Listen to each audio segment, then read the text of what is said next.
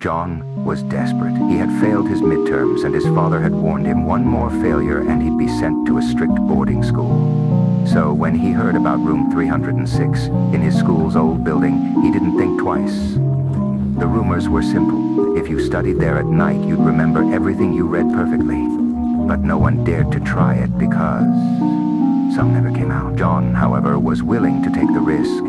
At midnight, he sneaked into the abandoned school building. Dust covered the hallways, and the air smelled of mold. The moonlight barely lit the cracked walls as he found room 306.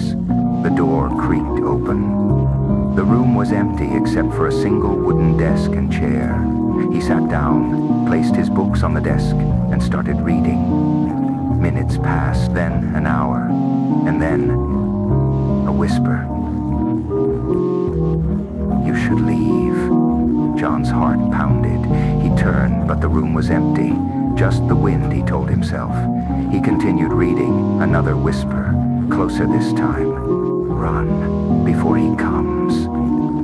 John's breath hitched. The air grew colder. The shadows in the corners of the room seemed darker, but he shook his head. "I won't let fear stop me." Then the desk moved on its own. John jumped up, his chair scraping against the floor. He saw his reflection in the dusty window. Except the reflection was smiling, but he wasn't. The reflection spoke. "You stayed too long." John turned to run, but the door slammed shut. He pounded on it, screaming, but the whispers turned into laughter, twisted, mocking laughter. The window's reflection stepped out. Now, a pale figure with hollow eye. "Another one for the collection," it whispered as it reached for him. The next morning, John's parents received a call from the school. Their son was missing, and room 306 was just an empty storage room. The school had no records of any desk or chair inside.